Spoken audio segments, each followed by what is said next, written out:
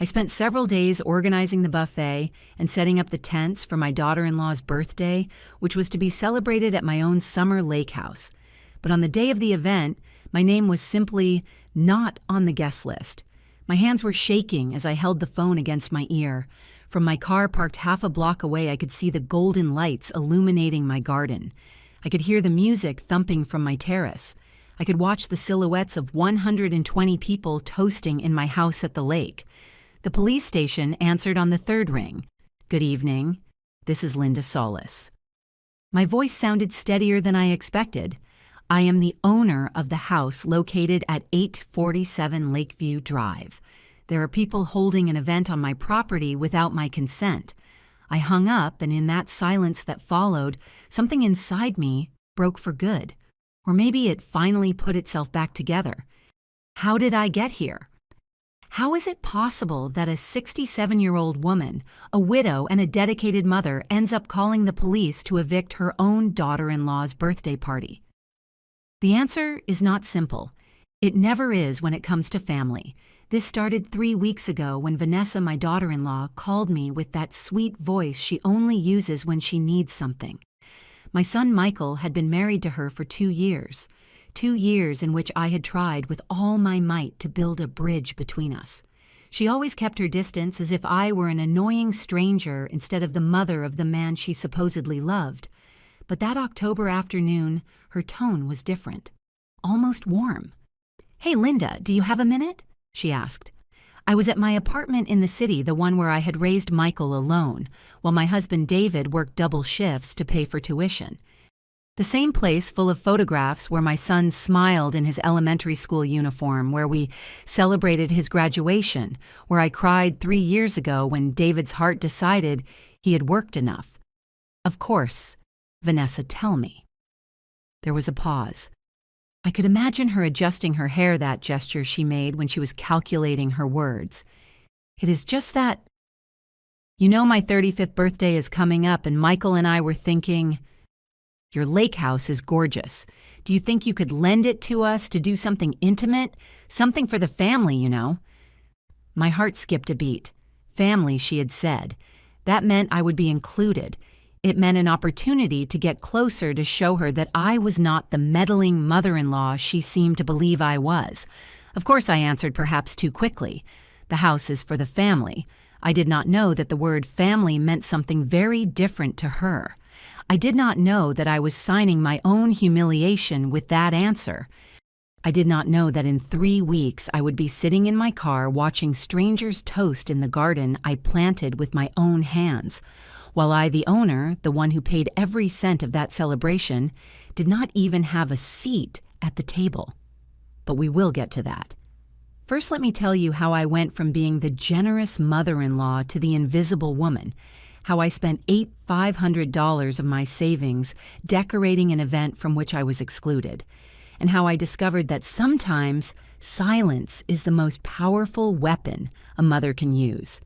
Because that night, when the patrol cars arrived with their blue and red lights reflecting on the lake, when the music stopped abruptly, and 120 guests were left with their glasses halfway to their lips, I finally recovered something more important than my house. I recovered my dignity. But before continuing, if you want to know how this story ended, subscribe to the channel. Because what happened next changed not only my life, but my son's life forever. That call from Vanessa came on a Tuesday afternoon just as I was watering the geranium pots on my balcony. The October sky in the city had that pearl gray color that announces rain, and I was thinking of David. I always thought of him on Tuesdays because Tuesdays were our day. The day we went to the farmer's market, bought fresh produce, and he made me laugh with his impressions of the vendors. 3 years without him, and Tuesdays still hurt. When I saw Vanessa's name on the screen, I confess I hesitated before answering. Our relationship was tense. She greeted me at family gatherings with kisses that did not touch my cheek and smiles that did not reach her eyes. Michael always justified her coldness. "She is shy, Mom. Give her time." 2 years. I had given her 2 full years. "Linda." Her voice sounded different that afternoon, less distant. "I need to ask you a huge favor." I sat in the wicker rocking chair that David gave me on our 20th anniversary. My foolish and hopeful heart started beating faster. "Tell me, honey," I called her honey, "how naive I was. You know that on November 28th, I turned 35. She continued, "And Michael wants to do something special for me. We thought of your lake house. That place is magical, facing the water with the garden, so beautiful. It would be perfect for an intimate celebration." Intimate, she repeated. Family-oriented, she added later. I clung to those words like a castaway to a life raft. The lake house was not just a property. It was the dream that David and I built brick by brick. He worked as an engineer in a construction company, shifts of 14 hours, Saturdays included. I gave sewing classes at home to help with expenses. For 15 years, we saved every possible dollar. When we finally bought that land facing the lake in 2005, we cried, hugging each other, watching the sunset. We built the house little by little. First, the basic structure. Then the large windows that David designed to let in all the light from the lake. Then the garden where I planted bougainvillea jacarandas and that coral rose bush that bloomed every spring. It was worth about $500,000 now, but for me it was priceless. "Of course, Vanessa," I answered, feeling that warmth in my chest that hope gives. "The house is for the family. How many people do you estimate?" "Oh, well, something small, Linda. Intimate. Maybe 20 or 30 people maximum." 30 people. It sounded reasonable, manageable. Perfect. "Do you need help with anything? Do you want me to go a few days before to prepare the house?" There was a brief pause. Then her voice changed subtly. She adopted that tone. I would later learn to recognize the tone of someone who is getting exactly what they want. "Oh, Linda, you are so sweet. Look, if it is not too much trouble. Do you know any good catering service over there? It is just that you have more experience in these things. More experience." Code for older. "I know several," I replied, ignoring the sting. "Let me make some calls. You are a sweetheart. And hey, do you know anyone who rents tents? Just in case it rains, you know. I will take care of it. Do not worry. And flowers, right. Something elegant, but not so classic. You know what I mean? Every request came wrapped in telephone smiles. I accepted them all, thinking I was building something, a relationship, a bond between family women. How blind I was. That night, I called Michael. My son, my only son. The reason I endured years of loneliness while David worked. The reason I sewed school uniforms until my fingers hurt. "Son, I am so glad you are having Vanessa's party at the house. It is going to be very nice." "Yeah, Mom." His voice sounded tired, distracted. "Thanks for lending it." "It is not lending, Michael. It is sharing what is ours." "Sure, Mom." "Hey, I have a meeting in 5 minutes. Talk tomorrow." He hung up before I could tell him I loved him. That should have been my first sign. Michael never had time anymore. Since he married Vanessa, our conversations were reduced to rushed calls and family meals, where he checked his phone more than my face. She had him completely absorbed, but I kept waiting for things to improve, waiting to be included. The following days were a whirlwind. I contacted 3 catering services, compared prices, chose the menu barbecue sliders, pasta salad, roasted chicken. Nothing too sophisticated, but delicious homemade. Real food. Then the tents. Vanessa wanted white elegant ones. I found them 3 large tents with metal structures and chiffon curtains. $2,000. The flowers were more complicated. Not so classic, she had said. I hired a florist who worked with coral roses, white hydrangeas, and dark green foliage. Centerpieces for the tables, garlands to hang. Everything was adding up, but I was not keeping score yet. I was too busy dreaming of the moment Vanessa would hug me and say, "Thank you, Linda. I do not know what we would do without you." The problem with dreams is that sometimes they blind us to reality. And reality was about to hit me harder than I ever imagined. The Friday before the event, I drove the 2 hours from the city to the lake with my SUV loaded with cleaning products, clean sheets, and 3 suitcases. I had asked for a week off from the community center where I taught embroidery workshops to neighborhood ladies. I did not earn much, but since David died, that money was my independence. Vanessa had insisted I arrive early to coordinate everything, Linda. You know the house better than anyone. When I opened the front door, the musty smell hit me. The house had not been used for 3 months. The windows had that film of dust that time leaves cobwebs decorated the corners of the ceiling and the garden. Oh, my garden was neglected with the bougainvillea growing out of control and dry leaves covering the grass. I rolled up my sleeves and started. First I swept, then I mopped. I cleaned window by window with vinegar and newspaper as my mother taught me. I shook out the curtains, aired out. The rooms, changed the sheets in the 4 bedrooms. My knees protested every time I bent down. Age does not forgive, but I kept going. The garden was the heaviest part. I pruned the bougainvillea, raked the leaves, cut the grass with the old mower that rattled at every turn. When I finished, my hands were full of blisters, and my back burned as if needles had been stuck in it. But it looked beautiful, like when David and I came on weekends, sat on the terrace with coffee and sweet bread, watching the sun rise over the lake. Vanessa arrived Saturday morning in her white BMW. She was wearing huge dark glasses, an ivory silk blouse, and those jeans that cost more than my entire paycheck. Michael was driving with that tired face that was already permanent on him. Linda said Vanessa entering without greeting me properly. "Let me see how everything is going." She toured the house with a critical eye. She ran her finger along the living room shelf, checked the bathrooms, went out to the garden. I followed her like a lapdog waiting for a word of approval. "The bougainvillea is very overgrown," she commented, frowning. "It gives it an air like rustic. But well, there is no time to change that anymore." Rustic.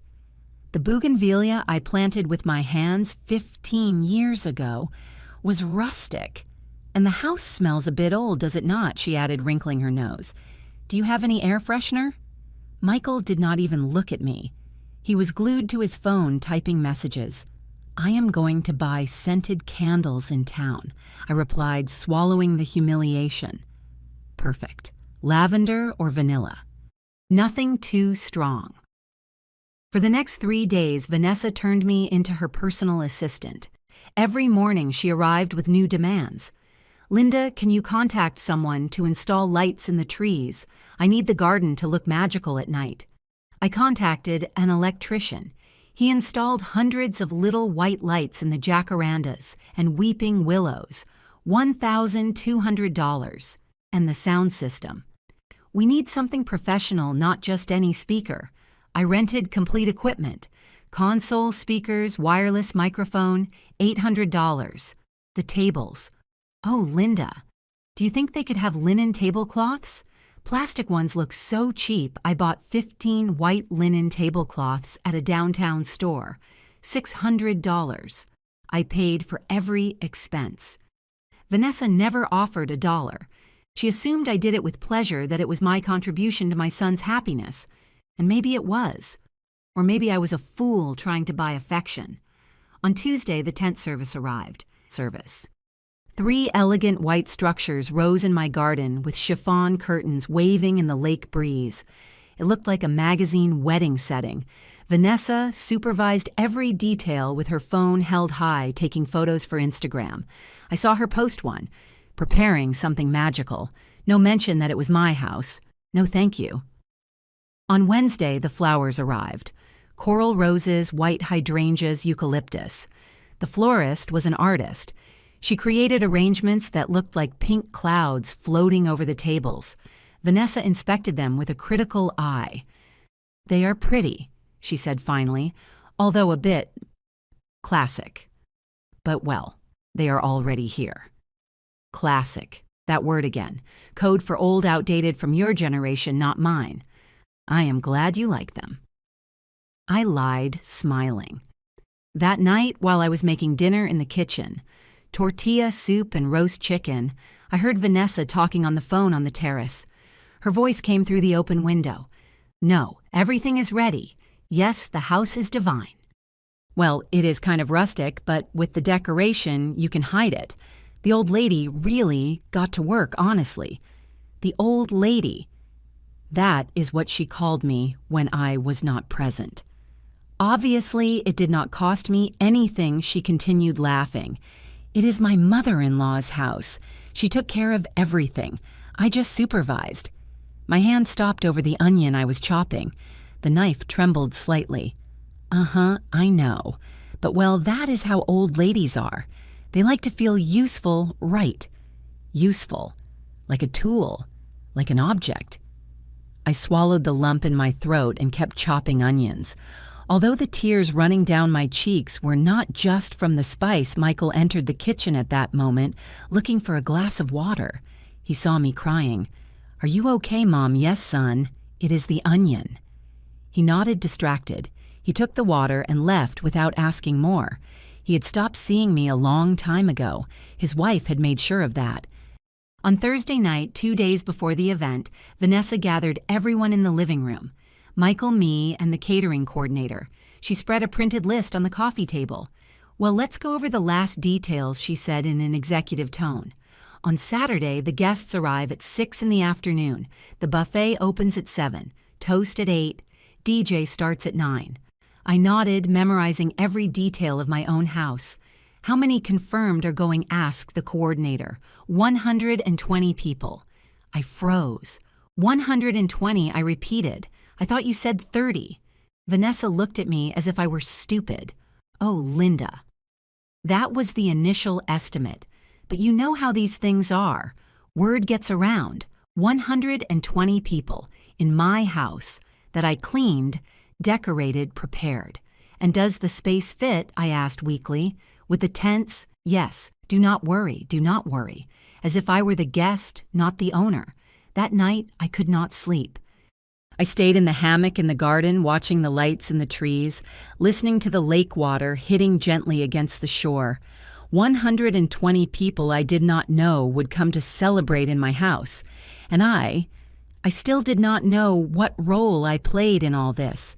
But I was about to find out. And when I did, something inside me would break forever. Friday dawned with fog over the lake. From the window of my bedroom, the smallest one because the other 3 were reserved for important guests according to Vanessa, I watched the sun try to break through that gray curtain. My whole body hurt. 5 days of work without rest were taking their toll. But it was almost over. Just one more day and it would all have been worth it. Or so I thought. I went down to make coffee. The house smelled of the lavender candles I had bought mixed with the scent of freshly cut grass coming through the windows. Everything was ready. The tents installed the tables, arranged the flowers in their vases, the sound system tested. Vanessa came down past 10 in peach-colored satin pajamas, and her hair in a perfect ponytail. Not even just woken up did she look disheveled. I, on the other hand, was wearing the same gray sweatpants from 3 days ago and a blouse stained with dirt. "Good morning, Linda," she said, pouring coffee into the porcelain cup that had belonged to my mother. "Today, the event coordinator is coming for the final review. They will arrive around 12. "Coordinator?" I asked, surprised. "I did not know you had hired one." "Oh, yes. It is just that with so many details, I need someone professional to supervise the day of the event. Her name is Monica. She is great. She handles events for 500 people. 500 people. As if 120 was not enough circus for my house. Of course, I murmured, feeling a strange emptiness in my stomach. Monica arrived promptly at noon. She brought a tablet, a binder with documents, and that efficient smile of someone who charges by the hour. She was young, maybe 30 years old, with heels sinking into my grass. "Nice to meet you, ma'am," she greeted me briefly before turning completely towards Vanessa. "Well, Vane, let's check everything." Vane. She called her Vane. Vanessa hated nicknames, but with this woman she smiled, delighted. I followed them as she toured the garden. Monica took notes on her tablet, nodded, made suggestions about the flow of guests, the location of the DJ, the buffet times. "Perfect," she said finally. "Now let's confirm the final guest list. Did you bring the updated Excel?" "Here it is." Vanessa handed her phone. Monica started reading names aloud while Vanessa confirmed. I was watering the geranium pots near them, listening halfway. Names I did not know. Andrea, Sebastian, the Millers, the Garcias, Paulina, and her husband, the photographer Daniel. An immediate family, asked Monica. My mom and dad, obviously. My 2 sisters with their husbands. My cousin Renata from Michael's side. Well, just him. My hands stopped over the watering can. Just him, asked Monica, looking up. Yes, Michael does not have much family. His dad passed away and his mom is here, right? Interrupted Monica, nodding towards me. The silence that followed lasted barely 3 seconds, but felt eternal. Ah, no, said Vanessa with a light laugh like someone correcting a trivial error. She is not on the guest list. The watering can slipped from my hands. It fell onto the grass with a thud. Excuse me? Monica seemed genuinely confused. It is just that it is a high-profile event, you understand me. Pure young people, influencers, work contacts. The lady has already fulfilled her function helping me with coordination. Already fulfilled her function. As if I were a temporary employee. As if my work here had finished. But Monica looked at me uncomfortably. She is the owner of the house, right? Yes, but she understands. Vanessa did not even turn to look at me. Right, Linda.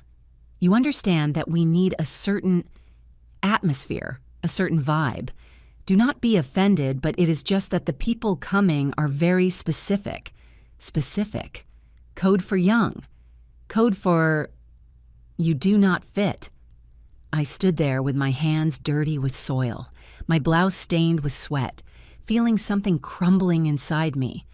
120 people would come tomorrow to my house. The house that I cleaned, decorated, prepared the house for which I paid $8,500 in tents, flowers, sound systems, and linen tablecloths. And I was not invited. I understand, I said finally with a voice I did not recognize as mine. Vanessa smiled, relieved. I knew you would understand. You are a sweetheart, Linda. Monica kept looking at me with a mixture of pity and discomfort. She pretended to check something on her tablet. Well, then, the list remains at 119 people, she said quietly. Perfect. Vanessa put away her phone. Linda, can you bring us water? It is terribly hot. She asked me for water like the maid. I went into the house with mechanical steps. In the kitchen, I leaned against the sink and closed my eyes. The tears threatened to come out, but I swallowed them. Not here. Not now. When I returned with the water, Vanessa and Monica were already reviewing other details. The toast moment, the DJ playlist, the angles for photographs. Oh, and one more thing, said Vanessa. Tomorrow night, when the event ends, the lady can come back to pick everything up on Sunday. Right, Linda? There is no rush. She did not even wait for my answer. That afternoon, when Monica left, I looked for Michael. I found him on the terrace checking his laptop. He worked at a digital marketing firm, always glued to the screen, always solving emergencies. Michael, my voice came out trembling. I need to speak with you. Tell me, Mom, he replied without looking up. Is it true that I am not invited to the party? His fingers stopped on the keyboard. He finally looked at me. Mom, he sighed. Closing the laptop. It is complicated. Complicated, Michael. It is my house. I know. But Vanessa, she has a specific vision for her birthday. She wants something sophisticated with her people. It is not personal. It is not personal. I repeated, feeling rage, starting to replace the pain. I spent $8,500 on this event. I worked like a mule all week, and it is not personal. Mom, please, he rubbed his temples. Do not make a scene. Understand, she wants only the closest ones. The closest ones. My son had just told me that I was not one of the closest ones. He looked at me with those eyes that used to see me as his hero, as the woman who took care of him when he had chickenpox at 6 years old, who taught him to ride a bike, who sold my grandmother's jewelry to pay for his college. Now he looked at me like a nuisance. Exactly as she ordered him, I whispered. What nothing? Nothing's son. I turned around before he saw the tears. That night, lying in my small bedroom, I heard Vanessa and Michael laughing on the terrace. They were toasting with wine, celebrating in anticipation. I took my phone. My fingers trembled as I searched through contacts. I did not call anyone yet, but I found a number I had saved years ago when I processed the house papers. Municipal Police Station. I saved it on speed dial, and something inside me, something that had remained asleep for 67 years, woke up. Not with a scream, with a cold and determined whisper. Tomorrow, I thought. Tomorrow we will see who fulfilled their function. I woke up at 5 a.m. on Saturday, not because the alarm rang, but because my body could no longer pretend to sleep. I had spent the night tossing and turning in bed, with my stomach churning and a constant buzzing in my ears. Outside, the lake dawned calm. The white tents shone with the morning dew. Everything was ready for the celebration. Everything except my heart. I made coffee in the silent kitchen.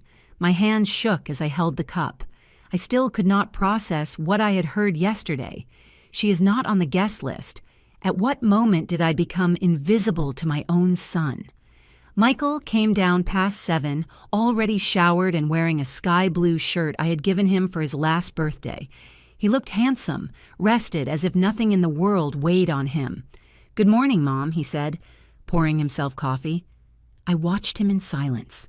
39 years old, my baby born on a rainy Tuesday in March, the boy who hugged my legs when he had nightmares, the teenager who confessed his first love while we ate churros in the park. Where was that Michael son? I began leaving the cup on the table. I need you to tell me the truth without lies, without beating around the bush. He looked at me with caution, like someone detecting danger. Truth about what am I invited to this party or not? The silence stretched. I saw him swallow saliva, saw him look away towards the window, towards the garden, anywhere but my eyes. "Mom, we already talked about this yesterday." "No, Michael. You told me not to make a scene, but you did not answer me, so I ask you again. Am I invited?" His shoulders slumped slightly. I recognized that gesture. He had done it since he was a child when he knew he had done something wrong, but did not want to admit it. "It is complicated," he murmured. "Stop saying it is complicated, yes or no. Vanessa. She has a very specific idea of how she wants her party, and in that idea there is no space for the owner of the house. It is not like that, Mom. Do not take it personally. Do not take it personally." My voice rose without me being able to control it. "Michael, I have been working like crazy for a week. I spent $500 of my savings. And you tell me not to take it personally." He rubbed his face with both hands. I knew that gesture too. He did it when he wanted to escape an uncomfortable conversation. "Vanessa wants something exclusive, Mom. Sophisticated. Only people from her circle. Important contacts. Influencers. Businessmen. And I do not qualify. I did not say that. You did not have to do it." He got up from the table, restless. He started walking around the kitchen aimlessly with his hands in his pockets. "Mom, please understand. It is her birthday. Her special day. She has the right to decide who she celebrates with. In my house, I repeated, feeling every word come out like a stone. Or have you already forgotten whose property this is? Of course I do not forget. That is why we are thanking you. Thanking me. Excluding me. It is not exclusion. It is just..." He searched for words, desperate. "It is just that you do not fit the profile of the event." There it was. The truth, naked and cruel. I did not fit. I, Linda Solis, who gave birth to this man through soul-splitting pain, who nursed him for a year, who stayed up when he had a fever of 104 degrees, who sold my sewing machine to buy his first computer. I did not fit in. It is her life. Profile of the event. I repeated slowly. And what is that profile, Michael? People who do not have gray hair, people who wear designer clothes, people who do not have age spots on their hands. Mom, do not exaggerate. I am not exaggerating. I hit the table with my open palm. The coffee spilled. Your wife told me yesterday in front of a stranger that I have already fulfilled my function.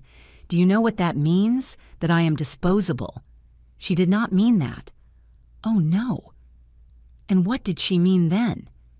Enlighten me, son, because I understood perfectly. Michael remained silent. For the first time in the conversation, he seemed to really listen to me.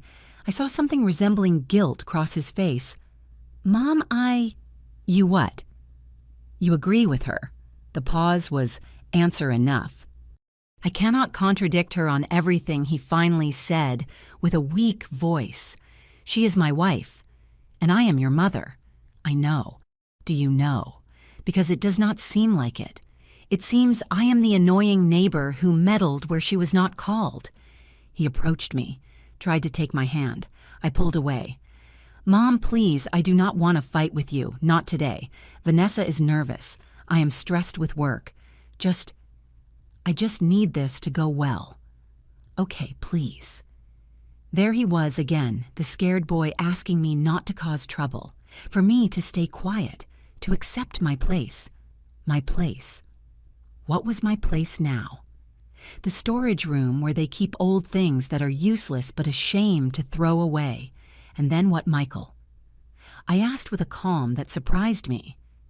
After today, what do I go back to being your mom? Or have I learned my lesson to stay in my corner? Of course you are still my mom. Do not say nonsense. Then prove it to me. Tell Vanessa that I am invited. That it is my house and I have the right to be here. His face closed immediately, like a security door. I cannot do that. You cannot or you do not want to. Both things, he admitted, and something in his brutal honesty hurt me more than any lie. Mom, if I do that, Vanessa is going to cancel everything. She's going to make a huge drama. She is going to stop talking to you. Make your life impossible. He did not answer. He did not need to. I see, I said softly. Are you afraid of her? I am not afraid of her. I just want to keep the peace. The peace? I repeated bitterly. And my peace, son? Does that not count? Vanessa appeared at that moment in the kitchen door in a champagne silk robe and her hair loose falling over her shoulders. She looked at us both with that expression I already knew, annoyance barely disguised. Is something wrong? She asked with false sweetness. I heard you talking loudly. Nothing, replied Michael quickly. We were just coordinating details. Liar. My son had become a liar. Vanessa smiled at me. That smile that did not reach her eyes. Oh, Linda, thanks for waking up early. Did you check that everything is in order outside? It is just that in a few hours the catering service arrives, and I need everything to be impeccable. She was giving me orders. In my house. Everything is in order, I replied with a neutral voice. Perfect. And hey, one more little thing. Could you, I do not know, maybe go to town in the afternoon? It is just that some guests are arriving early, and I prefer to receive without distractions. Distractions. I was a distraction in my own house. Michael looked at the floor. Coward? Sure, I said. I will leave. Vanessa seemed genuinely relieved. You are a sweetheart, Linda. Really, I do not know what we would do without you, without me. What irony they knew perfectly well what they would do without me. Nothing. Because without my house, without my money, without my work, this party would not exist. But I existed to serve, not to be served. I went up to my bedroom with slow steps. I closed the door and sat on the bed. I took my phone. I opened the contact list. There it was. Municipal Police. My finger hovered over the call button. Was I really going to do this? I looked around. This small bedroom with the peach walls I painted with David one hot summer. The window from where the lake was visible. The cotton curtains I sewed by hand.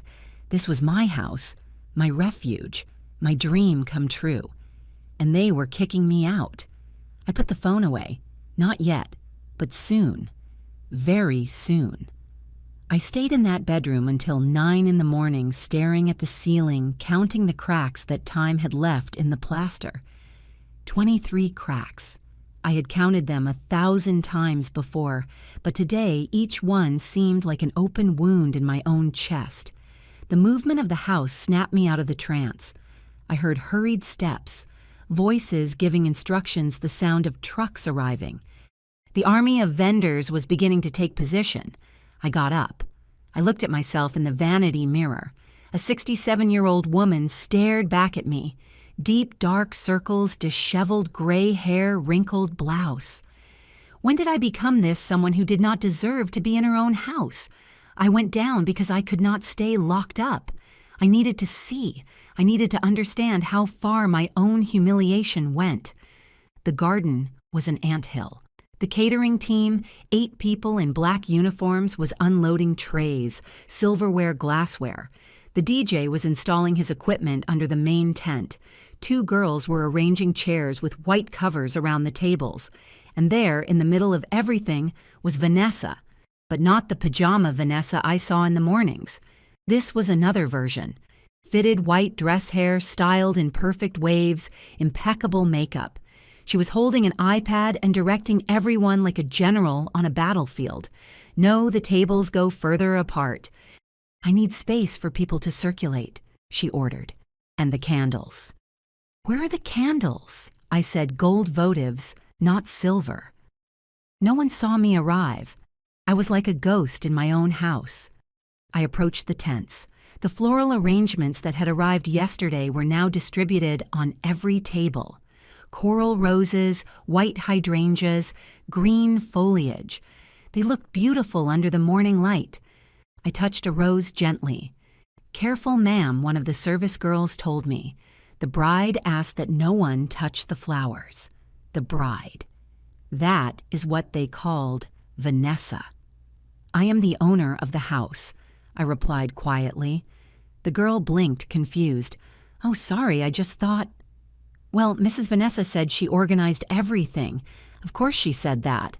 I walked towards the kitchen. I needed water. I needed air. I needed my chest to stop tightening like this. Michael was there talking on the phone with someone from work. Seeing me, he cut the call.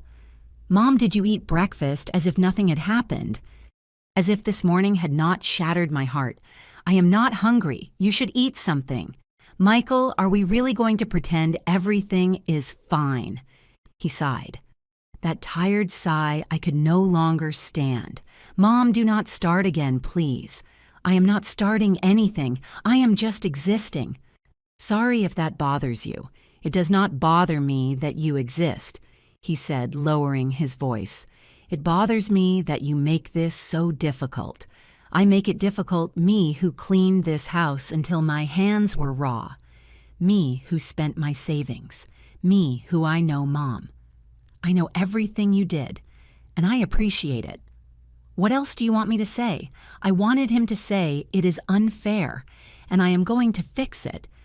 I wanted him to say, "You are my mother, and you are going to be at this party because you deserve it."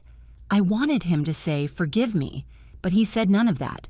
Nothing. I answered, "I do not want you to say anything." I left the kitchen before he saw the tears. The following hours were torture. I moved through the house like a shadow, seeing how my space was transformed into someone else's dream scenario. At 2 in the afternoon, the photographer arrived, a young guy with a trimmed beard and a professional camera hanging from his neck. I saw him taking photos of every corner. The tents, the tables, the lake in the background, the little lights in the trees. "Incredible location," he commented to Vanessa. "Is it your family's?" "My mother-in-law's," she replied with a casual tone. "But basically, it is like our weekend house." Basically. As if the papers were not in my name. As if David and I had not paid every cent of this property. The photographer took some papers out of his backpack. "I need you to sign the contract. It is $3,500 for the complete package, 6 hours coverage, 300 edited photos and a summary video, $3,500. More expenses I did not know about." Vanessa signed with ease. Then she put the contract in a folder she had on the dining table. When she went out to the garden, something compelled me to approach that folder. I do not know if it was curiosity, intuition, or simple need to confirm my worst suspicions. I opened it. Inside were several documents, quotes from the DJ $2,000, from the catering service $7,200, from the premium bar for $800. They added up to obscene amounts, but what left me frozen was another paper, a permit application for a private home event that Vanessa had filled out for the municipality. In the property address space was the correct address, 847 Lakeview Drive. But in the space for the owner responsible for the event, it did not say my name. It said Vanessa Ochoa Martinez, personal residence. Personal residence. My house was her personal residence. My hands were shaking holding that paper. I reread it 3 times thinking I had misunderstood. But no. There it was in black ink. She had presented herself to the authorities as the owner of this property. "What are you doing?" Vanessa's voice startled me. She was at the dining room door, arms crossed and an expression of annoyance. I had no excuse. I saw the open folder. "Those are private documents. Of my house," I replied, showing her the paper. "Why do you put yourself as the owner?" Vanessa rolled her eyes. She literally rolled her eyes like a contrarian teenager. "Oh, Linda, it is just a technicality. For the event permit, they needed a responsible party. And well, Michael told me to put my data. But it is not your house." "I know it is not my house," she said with a tone of impatience. "But it was easier this way. Less paperwork, less paperwork." She was erasing my existence from my property for less paperwork.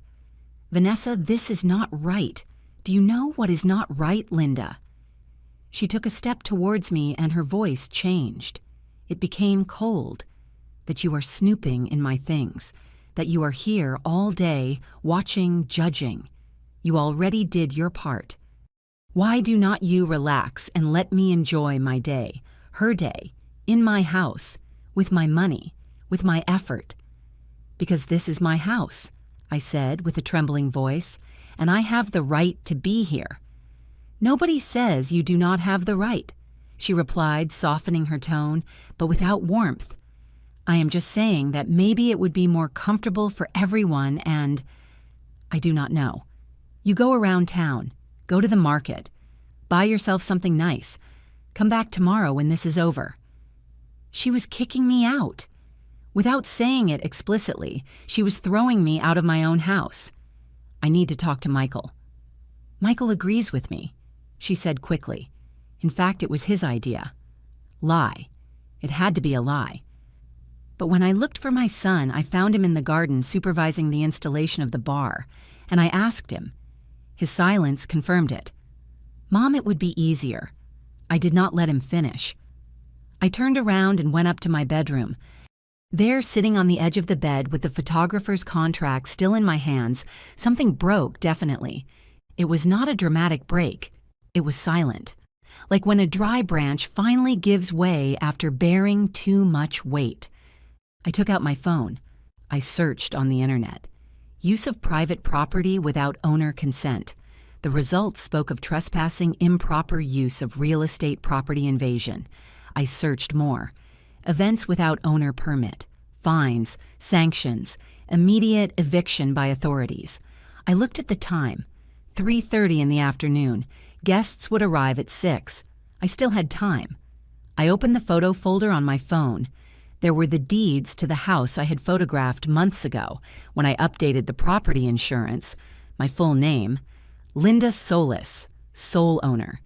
Then I opened WhatsApp. I looked for the contact of my lawyer, Mr. Harrison, who had helped me with the will after David died. I wrote, "Mr. Harrison, I need to ask you something urgent. Do you have a moment?" He replied in 2 minutes, "Of course, Mrs. Solis. What do you need?" My fingers flew over the keyboard. I explained everything. The party, the exclusion, the false document where Vanessa put herself as owner. His response was immediate. "That is fraudulent. And if she is using your property for an event without your explicit written consent, she is technically trespassing. Did you sign anything authorizing this event? No, I wrote.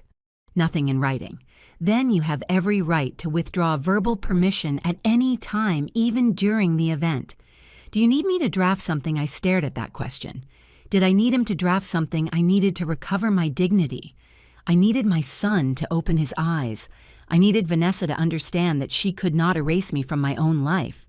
Not for now, I replied. Thank you, counselor. I put the phone away. 5:15. In 45 minutes, the guests would start arriving. I changed my clothes. I put on a simple burgundy cotton dress. I put my hair up. I put on the pearl earrings David gave me on our 20th anniversary. I looked in the mirror.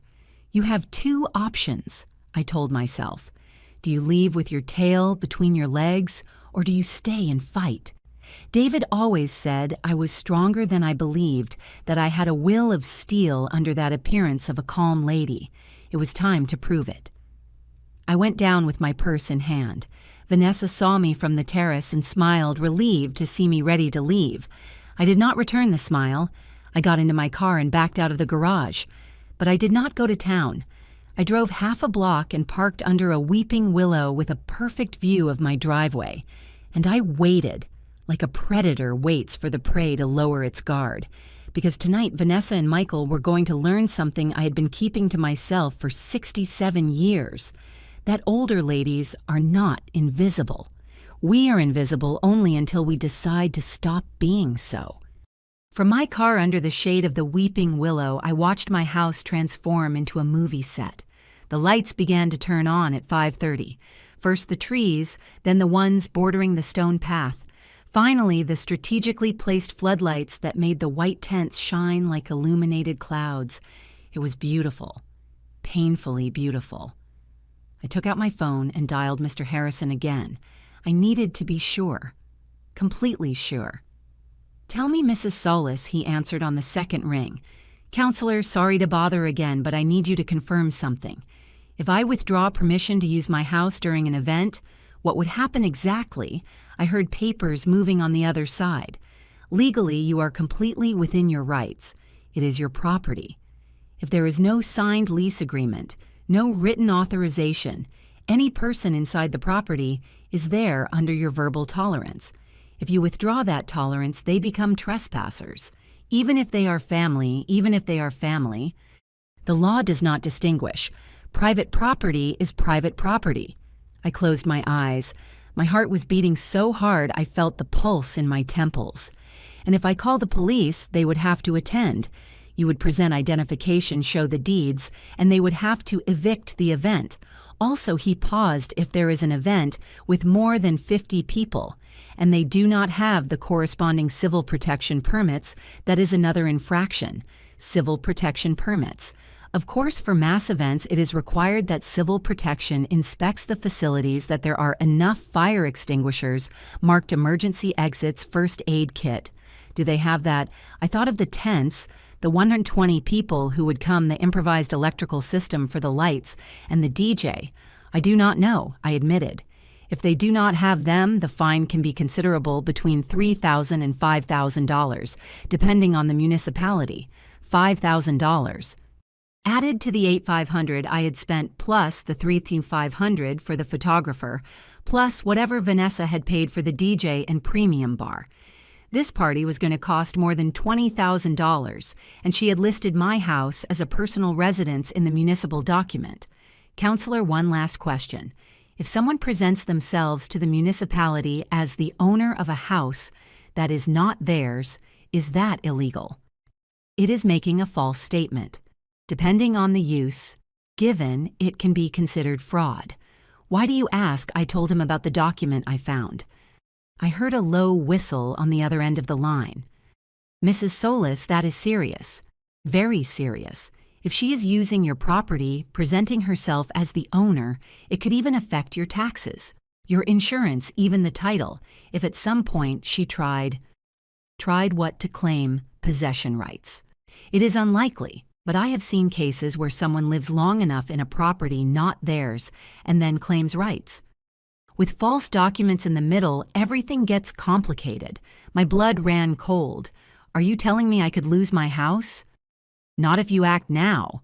That is why it is important that it is clear with witnesses and authorities that you are the sole owner and that they are there without your formal consent. Witnesses, authorities, 120 witnesses would arrive in less than 30 minutes.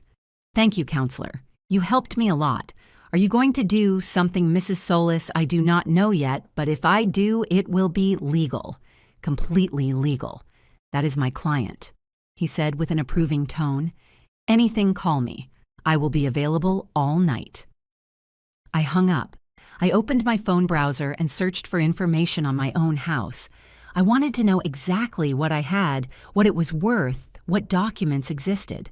I found the most recent appraisal, $500,000. The land alone was worth $300,000 for being lakefront, the construction $150,000. I also searched the property tax payment history, everything in my name, everything paid on time for 20 years. Then, because I needed to know what I was dealing with, I searched for Vanessa's Instagram profile. What I saw left me breathless. Her last post from just 2 hours ago was a photo of the tents set up in the garden. The caption said, "Preparing my dream house to celebrate life. Birthday weekend. Lake house. Blessed. My house." The comments were hundreds. "What a beautiful house you have, friend. Living by the lake is the dream. Invite me for a weekend." And Vanessa responded to each one as if it were true, as if this house were hers. I checked her previous posts. I found more photos of the lake taken on weekends she and Michael came. One from the terrace with the lake in the background. My happy place. Another in the garden. Home sweet home. Another with a glass of wine. Weekend at the lake. In none did she mention me.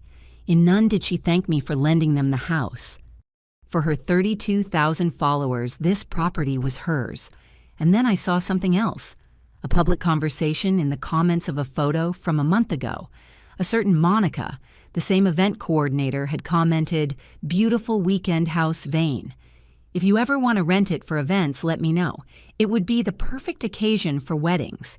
And Vanessa had replied, "Ha ha ha ha, I will think about it. For now, only I use it, but you never know she used it." My house. I thought of David, of how he worked until literally dying so we could have this place.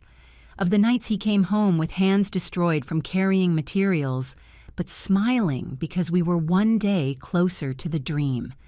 "This is for us, Linda," he would say, "so that when we are old, we have a place to rest, where to watch our grandchildren play." Grandchildren that did not exist yet because Vanessa was not ready to be a mother, but she was ready to appropriate my husband's legacy. I looked at the time, 10 to 6. The first cars started arriving, a gray BMW, a black Audi, a white Mercedes. People got out of their cars in elegant dresses, heels sinking into my gravel wine bottles as gifts. Vanessa received them at the door with a radiant smile, effusive hugs. Michael was by her side in a white shirt and dress pants. He looked handsome. He looked happy. He looked like someone else's son. I took out my phone again. I opened the Notes app and started writing down everything I had spent. Tents, $2,000. Flowers, $2,300. Sound system, $800. Electrician for lights, $200. Linen tablecloth, $600. Scented candles and decoration, $400. Cleaning and maintenance products, $300. Extra gardening service, $500. Gas and tolls, 4 trips, $600. Total, $700. $700 that came out of my savings account. The account where I kept the little I earned giving embroidery classes. The account that was my safety net since David died. And they did not even know how much I had spent. They never asked. More cars arrived. The music started playing from the garden. Laughter. Happy voices. I took out the phone and took photos of the cars filling my driveway, of the people in my garden, of the illuminated tents. Evidence. Then I opened contacts and searched for the number I had saved yesterday. Municipal police. My finger hovered over the call button. Was I really going to do this? I closed my eyes and saw David's face. I saw him smiling the day we signed the deeds to this house. I saw him painting the walls in stained overalls. I saw him planting the first rose bush in the garden. "It is our house, Linda." His voice sounded clear in my memory. "No one is going to take it from us." I opened my eyes. "No one is going to take it from us," I repeated aloud. I saved the number without dialing. Not yet. I waited. Because sometimes justice is not just a matter of laws, it is a matter of timing. At 7 at night, my house was a magazine postcard. From my car, I could see everything with painful clarity, the tents shining like lighthouses in the dark, the silhouettes of people moving between the tables, the reflection of the lights dancing on the lake water. 120 people, maybe more. They kept coming. An improvised valet parking. 2 guys in black vests directed the cars towards the parking lot that David had paved with his own hands. I remembered that summer of 2008 when he spent 3 weeks under the scorching sun, mixing cement, leveling the ground, placing each paver. "So you have a place to park your little car, my queen," he had told me, kissing my sweaty forehead. Now strangers parked their BMWs and Audis in that space. The music turned up in volume. I recognized the song. Something electronic modern. Nothing I knew. The kind of music Vanessa listened to. The kind of music that declared, "This is not for your generation." I rolled down the car window. The air smelled of jacarandas mixed with expensive perfumes of the guests. I heard fragments of conversations when someone passed by. "Incredible house. Did you see the lake? Vanessa has exquisite taste." "Man, I am dying to have my birthday like this Vanessa has." Vanessa is. Vanessa did. No one mentioned that the owner of that incredible house was sitting in her car half a block away, watching as an intruder on her own property. At 7:30, the catering service began to circulate with trays. I saw canapés, skewers, champagne glasses pass by the menu I had chosen, barbecue sliders, pasta salad shone by its absence. Vanessa had changed it without telling me. Of course. I took my phone and started recording short videos. The entrance full of cars, the illuminated tents, people toasting. I needed evidence of all this, of the size of the event, of the number of people. A group of women went out to the terrace with glasses in hand. One of them, blonde, tight gold dress, shouted towards the lake, "This is living." The others laughed and toasted. Their laughter pierced the night like knives. Yes, I thought. This is living. Living on what others built. Celebrating without thanking. Existing without consequences. At 7:45, I saw Michael go out to the terrace with a wireless microphone. The music went down. People started forming a semicircle. I turned up the volume on the phone a little and opened the camera to record. I needed to hear this. "Good evening, everyone." My son's voice sounded happy, relaxed. "Thank you for coming to celebrate the most important woman in my life." Every word was a stab. "Vanessa, my love." She appeared at his side, radiant in a champagne dress that must have cost a fortune. 3 years ago, the day I met you, my life changed completely. You taught me to live differently, to dream bigger, not to settle for the ordinary. The ordinary. Like his mother, like his roots, like everything I represented. And today, in this special place, he extended his arm, pointing to the house. "My house. I want you to know that everything I have is yours. My heart, my life, my future. Everything. Everything except his spine," I thought bitterly. He lost that a while ago. People applauded. Vanessa covered her face with her hands in a gesture of false surprise. They kissed under the spotlights while guests took out their cell phones to photograph the moment. The toast continued. More pretty words, more promises, more lies wrapped in velvet. No one mentioned who paid for the tents they were under. No one thanked the effort of the woman who left her hands destroyed, cleaning so they could celebrate. No one remembered that an owner existed. I was a ghost. Worse than that. I was an uncomfortable memory they preferred to forget. At 8:30, the DJ played louder music. People started dancing. I saw Vanessa in the center, surrounded by friends dancing and screaming. Cell phone flashes capturing every moment for Instagram. Michael danced beside her with that smile I had not seen on him in years. My son was happy. Without me.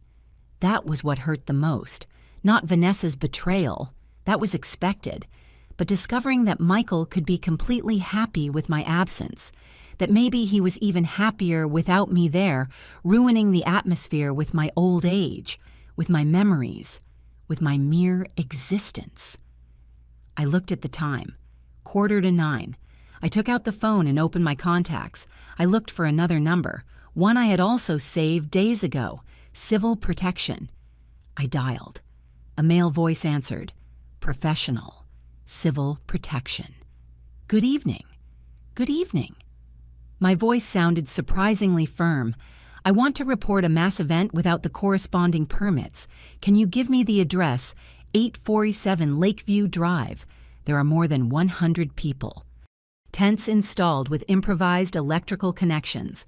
They do not have visible fire extinguishers or emergency signage. Are you the owner of the property? Yes. And you did not authorize the event pause. This was the decisive moment, not in writing, and I want to revoke any verbal permission I may have given. Understood. We will send a unit to verify. Can you be present to identify yourself as the owner? I will be there in 10 minutes. I hung up.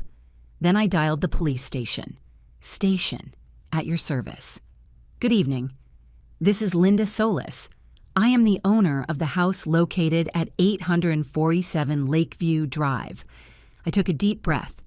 There are people holding an event on my property without my consent.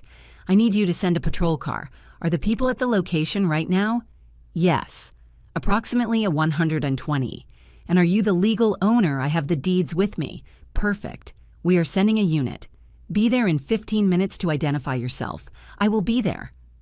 I hung up for the second time. My hands were not shaking. My heart beat strongly but with a steady rhythm. I felt no doubt. I felt no fear. I felt something I had not felt in weeks. Power.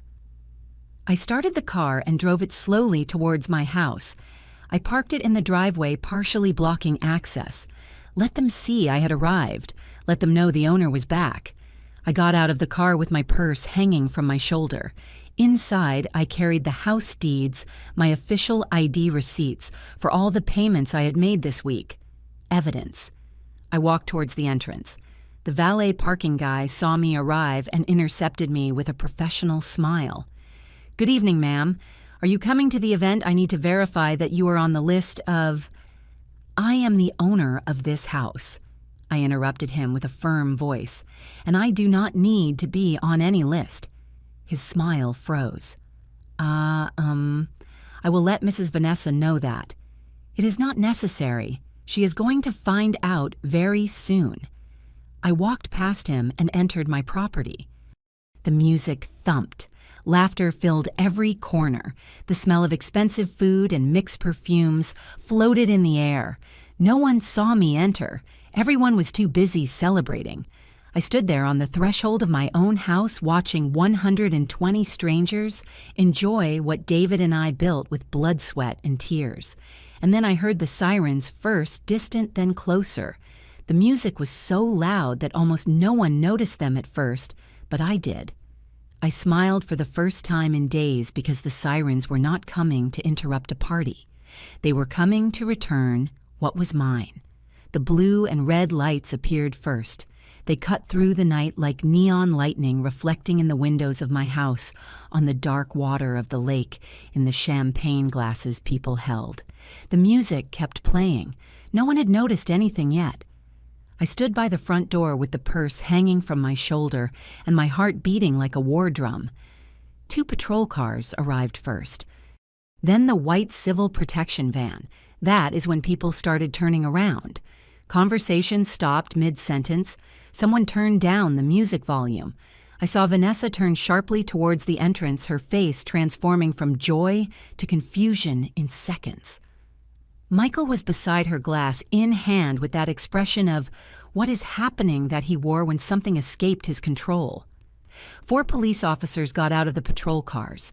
2 men from Civil Protection came out of the van with clipboards and flashlights. The commander, a man of about 50, impeccable uniform, serious expression, walked directly towards me as if he knew exactly who was the one who had called. "Good evening. Are you Mrs. Linda Solis?" "Yes, sir," I replied with a firm voice. I made the report. Vanessa came running from the garden heels, clicking against the stone floor. Her face was unhinged. "What is happening?" "Why are the police here?" she asked with a sharp voice. The commander looked at her briefly before turning back to me. "Mrs. Solis, can you show me identification and documents proving you are the owner of this property?" I opened my purse with deliberate calm. I took out my ID, then the folder with the house deeds. The commander reviewed them carefully. He compared my name on the ID with the name on the deeds. He nodded. "Everything in order. You are the legal owner." He looked towards the garden full of people. "And are these people here with your consent?" "No," I said, and the word came out like a shot. The silence that followed was absolute, as if someone had pressed pause on the world. "That is a lie," yelled Vanessa. "She lent us the house. She helped us with everything." "Tell him Michael." My son appeared behind her with a face pale as paper. He looked at me with pleading eyes. "Mom, what are you doing recovering what is mine?" I replied without getting upset. "Ma'am," the commander maintained a professional tone. "Did you give verbal permission for this event? I withdrew it," I declared. "An hour ago, I called to inform that I was revoking any verbal permission, and never at any moment did I give written authorization for them to hold an event of this magnitude on my property." "But you paid for everything," howled Vanessa. "The tents, the flowers, everything." "Exactly," I said with deadly calm. "I paid. I worked. I prepared my house. And you excluded me from the celebration. You told me I did not fit the profile of the event." Murmurs began among the guests. Phones came out of purses and pockets. People were starting to record. Michael took a step towards me with hands extended. "Mom, please do not do this. Let's talk, but not here, not like this." "Not like this," I repeated. "How did you want me to do it, Michael?" "Waiting for you to decide to include me in my own house. Waiting for you to treat me as something more than the cleaning lady. It is not fair," Vanessa approached with clenched fists. "I worked months organizing this. It is my birthday." "In my house," I interrupted her, which also I took another paper out of my purse. "You presented to the municipality as your personal residence." I showed the commander the document I had found, the one with her name as the responsible owner. The commander took it and read it with an increasingly serious expression. "Ma'am," he said to Vanessa, "is it true that you presented yourself as the owner of this property to the municipal authorities?" Vanessa stuttered. No, it is just that. It was easier for the paperwork." "That is making a false statement," declared the commander. "It is a crime." "It is not a crime. It is a misunderstanding." Vanessa started crying, mascara tears running down her perfectly made-up cheeks. The Civil Protection men approached at that moment. "Commander, we checked the facilities, reported one of them. There are more than 100 people in a space without the required permits. There are not enough fire extinguishers. The electrical connections are provisional and dangerous. The emergency exit is blocked by one of the tents. Do you have a civil protection permit for this event?" asked the commander to Vanessa. She shook her head, sobbing. "The event must be suspended immediately," ruled the civil protection man, "and an infraction notice will be issued. The fine is $5,000. $5,000. I saw Vanessa stagger. Michael had to hold her by the arm. "No, we do not have that money," she whispered. "Furthermore," continued the commander, turning to the guests, "if the property owner requests that everyone leave, you must do so immediately. Otherwise, you would be trespassing." Some guests were already packing their things. Others took out phones, calling Ubers and taxis. The murmur grew. "This is going to be all over social media." I heard someone whisper, "Is that the mother-in-law? God, how embarrassing." I knew something smelled fishy when she said it was her house. Vanessa heard everything. Her perfect party, her Instagram celebration, her moment of glory crumbling in real time. Mrs. Solis, the commander, addressed me. "Do you wish to press charges for trespassing?" I looked at Michael. My son had tears in his eyes, not of regret, of rage, of shame. "Mom, please," he begged with a broken voice.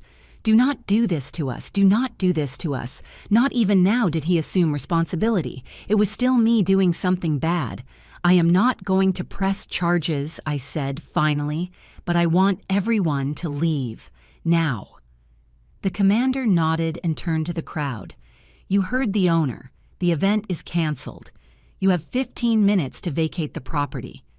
Chaos broke out. People running towards the entrance, heels breaking on the gravel, men helping women into cars, the DJ disconnecting his equipment hurriedly, cell phone flashes everywhere. This was going to be on TikTok before midnight. Vanessa collapsed in one of the chairs, sobbing uncontrollably. Her friends approached to console her, shooting looks of pure hatred at me. Michael stood in the middle of the garden watching it all collapse. And I stood by the door of my house watching 120 strangers leave my property. A police officer approached Vanessa. "Ma'am, I need you to accompany me to the station. We have to file a report for the falsity in the municipal document." "No, please." Vanessa clung to Michael's arm. "It was a mistake. A misunderstanding. The public prosecutor will determine that," replied the officer with a neutral tone. Michael finally reacted. He turned towards me with an expression of fury I had never seen. "Are you happy?" he screamed. "Is this what you wanted to destroy my wife's life? Humiliate us in front of everyone?" His voice cut across the garden. Those who hadn't left yet stopped to watch.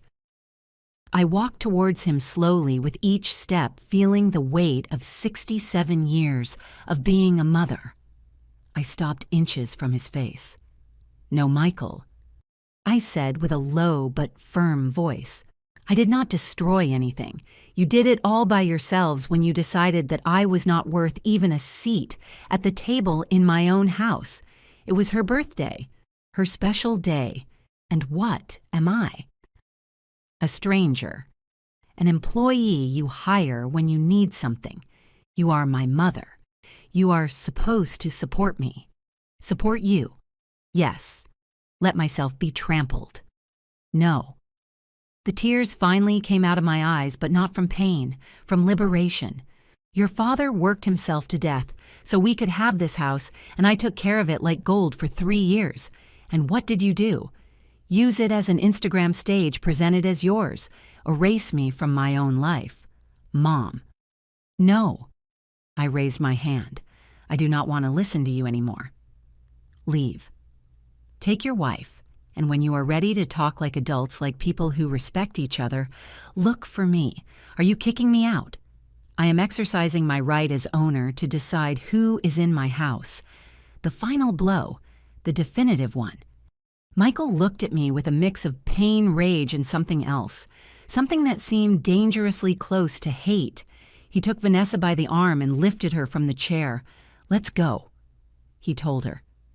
As they walked away towards their car, Vanessa turned to shoot me one last look full of poison. "This is not going to stay like this," she hissed. "You are going to pay for this." I smiled. For the first time all night, I smiled for real. I already paid dear, $8,500. Now it is your turn. 10 minutes later, the last car disappeared down the gravel road. The sound of engines faded until only the silence of the lake remained, interrupted occasionally by the chirping of crickets. My house was mine again. The police finished taking statements. The commander handed me a copy of the report. "Mrs. Solis, you did the right thing." He told me with respect. "Many people let family abuse them for fear of being alone, but you defended yours with dignity." Dignity. That word resonated in my chest like a bell. "Thank you, Commander. If the lady who signed the false document does not appear voluntarily at the station tomorrow, we will have to go look for her. It is a serious matter." I nodded. Part of me felt a pang of guilt, but I crushed it quickly. Vanessa had chosen this path when she decided to falsify documents. The officers left. The civil protection ones too, after taking photographs of the irregular facilities and promising me they would send the fine by certified mail. $5,000 in the name of Vanessa Ochoa Martinez, event organizer. I was left alone in the garden. The white tents were still there, ghostly under the moonlight, the tables with their linen tablecloths, the centerpieces with coral roses already starting to wilt, the little lights in the trees still on. All that effort, all that money, all that work. For nothing, or maybe for everything. I walked among the empty tables, half-finished champagne glasses, plates with abandoned food, crumpled napkins, the remains of a celebration that died before being born. I sat in one of the chairs and looked toward the lake. The water reflected the moon like a silver mirror. This was the place where David and I came to dream, where we planned a future he did not get to live. I took out my phone. I had 17 missed calls from Michael, 12 WhatsApp messages. I opened them with trembling hands. "Mom, please answer. We need to talk. I cannot believe what you did. Vanessa is devastated. She has to go to the station tomorrow. Do you know what that means? Are you happy? You destroyed her birthday. You destroyed everything. I do not know if I can forgive you for this."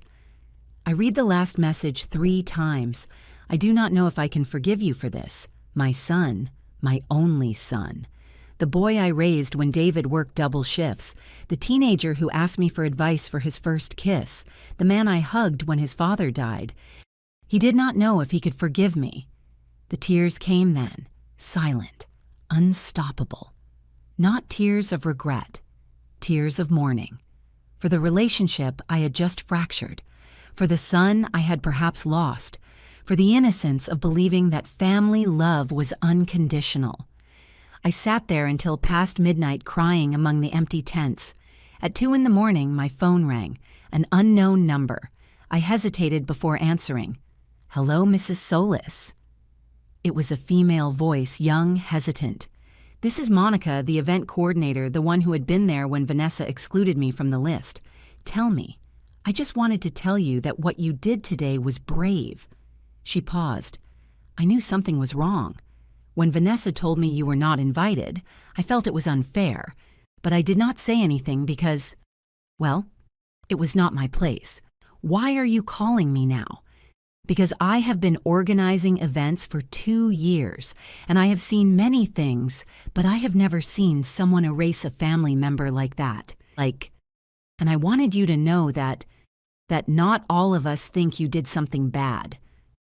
I closed my eyes. A stranger was giving me the comfort my own family could not give me. "Thank you, Monica. And one other thing." Her voice became more serious. "Vanessa owes me $500 for my work today, and I do not think she is going to pay me. So if you need a witness for anything legal, you can count on me." $500 more. Vanessa had left debts everywhere. I will keep it in mind. Thanks for calling. We hung up. I stared at the phone. Then I opened the calculator and started adding up. What I spent, $500. Photographer, $500. DJ, $2,000. Premium bar, $4,800. Catering service, $7,200. Coordinator, $500. Civil protection fine, $5,000. Total, $32,500. $32,500 on a party that lasted less than 2 hours. And Vanessa had no way to pay any of that. I knew it with certainty because I remembered what I had discovered days ago. Her credit card debts, her Instagram lifestyle financed with air. My son was married to a financial time bomb. Sunday dawned cloudy. I woke up at 6, aching from the sleepless night. The garden was still full of the remains of the party. Tents, tables, chairs, decorations. I hired a cleaning service from town. 4 ladies arrived and worked for 6 hours. When they finished, my house looked like before again. Empty, quiet mine. I paid them $300 for the extraordinary work. They left grateful, commenting in whispers about the party canceled by the police. It was already news in town. At 3 in the afternoon, my phone rang again. This time, it was a number I did know. My cousin Ruth, who lived in the city. Linda. My friend just told me she saw a canceled party at the lake on TikTok. Was it at your house? That is how fast news travels now. Yes, Ruth. It was my house. Oh, cousin. And is it true that your daughter-in-law posed as the owner? It is true. How awful. And what did Michael say? Michael is angry with me. There was a long pause on the other end. Linda, listen to me well. Ruth's voice became serious. You did the right thing. I know it hurts. I know he is your son. But if you do not set boundaries, now that girl is going to take even the air you breathe. I know, cousin. Do you need anything? Do you want me to come over? No. I need to be alone for a while. Okay? But call me if you need me, huh? Even if it is to cry. That is what family is for. Family. What a complicated word. Monday morning, I received a call from Mr. Harrison. Mrs. Solis, I heard what happened. Are you okay? Surviving counselor, I want to inform you of something important. Mrs. Vanessa Ochoa contacted me. My heart skipped a beat. What for? To ask me if she could sue you for moral damages and economic losses. The blood drained to my feet. And what did you tell her? I told her the truth, that there is no case, that you acted within your rights as owner, that she was the one who committed irregularities by presenting herself as owner to the authorities, and that if she insists on continuing down that legal path, things can get much worse for her. How much worse the false document can imply anything from an administrative fine to criminal prosecution for false statements. And if you add the patrimonial damage for the improper use of someone else's property, she could face a civil lawsuit too. I do not want to sue her, I said quickly. She is my son's wife. I know, but she needs to understand the gravity of what she did. That is why I recommended that she better seek a settlement with you. Extrajudicial, civilized, settlement that she pays you what you spent, that she signs a document recognizing that the house is yours and that she will never again present herself as owner, and that she offers a formal apology. Apology. From Vanessa. I do not think that will happen, counselor. Neither do I, he admitted. But at least now she knows that messing with you has consequences. We hung up. I sat on the terrace with a cup of coffee. The lake was calm. Birds flew low, grazing the water. David and I used to sit here on Sunday mornings planning the future. When Michael has children, he would say they are going to love coming here. They are going to swim in the lake. They are going to run in the garden. This house is going to be full of grandchildren's laughter. Grandchildren I might never meet now. Was it worth it? I looked around. My house, my garden, my lake. Yes, it was worth every damn second.